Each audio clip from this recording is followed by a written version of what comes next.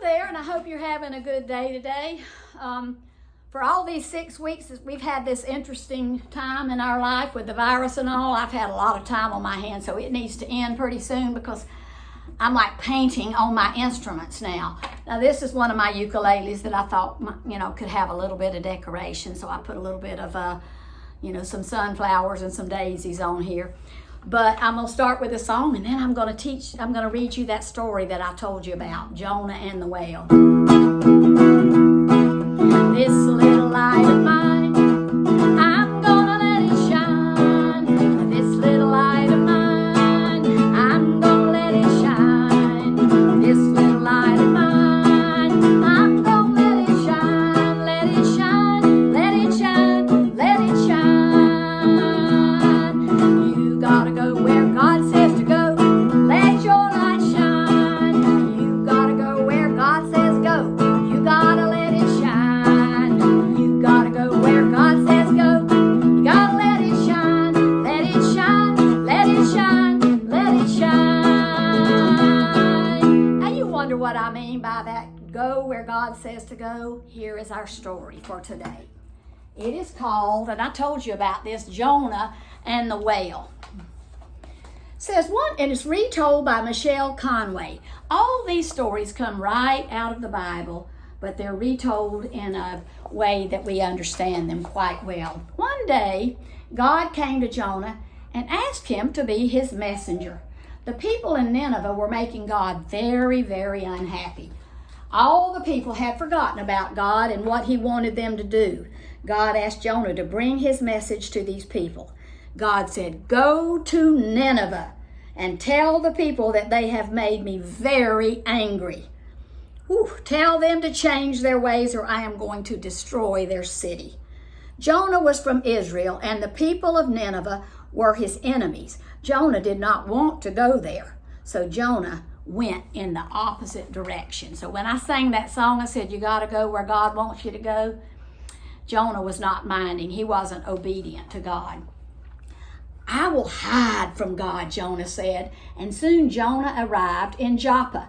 That's so neat because I've been to Joppa. I saw where he got on the ship. He walked through the crowds of people, but he still thought God might find him. So then he looked for a ship that would take him to a faraway land, a land called Tarshish. Jonah looked out into the sea and he noticed some men loading up a ship. Jonah ran across the sand to the men and said, "Are you going to Tarshish?" He asked the men, and the men nodded. Jonah paid the man his fare, his money, and climbed aboard the ship. "Surely God will not find me in Tarshish," Jonah said. And then Jonah climbed down into the hull of the ship. He wanted to find a place to rest. A short time later, the captain of the ship gave orders to his men. They were leaving the harbor and setting out to sea, and the waters were very calm and the sky was blue.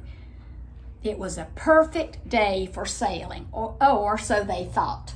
Once they were out to sea, though, dark clouds rolled in from the east and the west, and the boat began to sway back and forth as the waves grew. A great storm swept over the sea, and rain poured from the dark sky. A strong wind rocked the boat harder. Have you ever been out in a boat when the storm comes up? It is quite scary. One man began throwing the cargo into the sea. The other men followed doing the same. They were hoping that a lighter ship would help them make it through the great storm. The captain of the ship looked around. He did not see Jonah. He climbed down into the hull of the ship to find him. So there's what that boat looks like. It's kind of a small boat out there, isn't it? So let's see what happens. The captain approached Jonah and said, "Why are you sleeping?" he said. "You must call on your God to save us from this storm," he said. The sailors above shouted to each other, "Someone has brought this storm upon us," they said. So they decided to cast lots to see who was responsible for the storm. That was sort of like dice. They decided that it must be Jonah. One sailor broke a broom handle into many splinters, and he held them in his hand to each man as he chose one. And Jonah was the last to choose. And when he looked down at his hand, he knew that he had drawn the largest stick. The great storm, they decided, was Jonah's fault. God was punishing him for running away. Jonah explained that he had run away from God, and the sailors became even more frightened. One man stepped forward. "What should we do to calm the sea?" he asked. The waves were getting bigger and bigger as he spoke. Jonah realized that he could not hide from God any longer, so he told them to throw him into the sea. "Then the sea will become quiet for you," Jonah said. The men did not want to throw him into the sea.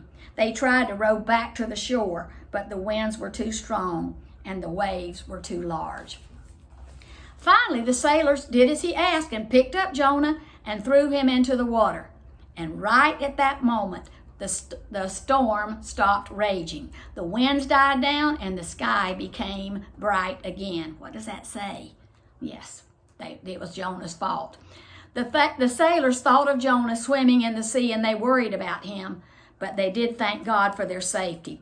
Jonah was just floating in the sea when a giant fish swam up behind him. In one mighty gulp, the fish swallowed Jonah. Jonah lived in the belly of the fish for 3 days and 3 nights. We've always called it a whale, but we're not really sure if it was a whale. We know it was big, whatever it was. And during this time, Jonah prayed to God. He said, "God, I called you when I was in trouble," he said, "and you answered me. When you call me again, I will answer you." And then Jonah said thank you to the Lord for letting him live. God did hear Jonah's prayers, and he knew that Jonah was truly sorry for disobeying him and running away. See, they show it as a whale here. God wants us to say we're sorry when we do something wrong, and he will forgive us. But if you act like you didn't do anything, you're not sorry for it if you don't say you're sorry. God gave the great, it says whale here, a command. So the fish swam close to shore, opened its mouth, and tossed Jonah onto the dry land. "Get up," he said to Jonah, "and go to Nineveh," God said, "and bring my message to the people." This time, Jonah obeyed God. When Jonah reached the busy city, he began to cry out to the people. "In 40 days, God is going to destroy the city of Nineveh. You must change all your wicked ways." And soon the people of Nineveh believed his words, and they believed in God, and they were afraid for their city. So the people stopped eating to show their devotion to God, and they wore rags to show God that they were sorry.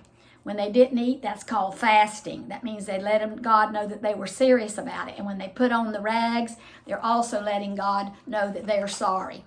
Finally, Jonah's words reached the king of Nineveh, and he rose from his throne, and he took off his royal robes and then put on rags just like the people of Nineveh. The king ordered the people to ask God for forgiveness. The people did as the king said. God did hear their prayers, and God forgave the people and saved their city. "Why did you make me travel all this way?" Jonah asked God. "I knew that you would never destroy this city." So let me show you 2 of these pictures. Okay, there is when he's first getting out of the belly of the fish. And then down here, you can see him. He is very mad. He is not happy that God decided to save them. Sometimes God doesn't do things that we want him to do. He does things because he's God. He gets to decide what he's going to do. "Do you have a reason to be angry?" God asked Jonah. But Jonah did not answer. Jonah left the city and he walked for a long time, and then he decided to rest. God made a thick vine grow above his head, and it shaded him from the burning sun. The next morning, God sent a worm to attack that plant, and soon the vine withered and died. Jonah woke up and found the vine lying on the ground, and then he saw the green worm crawling on one of the branches. Later in the day, God sent the sun to beat down on his head, and Jonah became so weak that he asked God to let him die.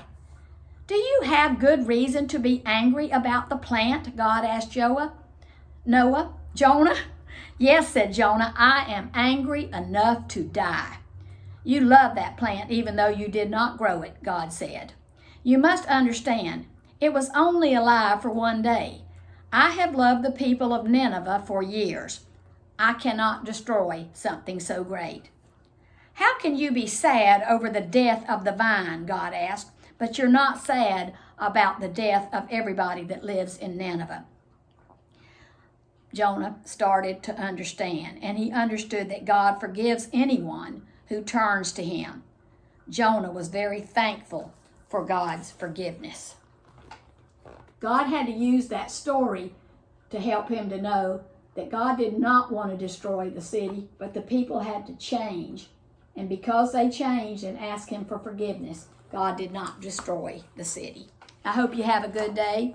And when we come back next time, we're going to be in the New Testament, and we're going to learn about the birth of Jesus. Have a good day.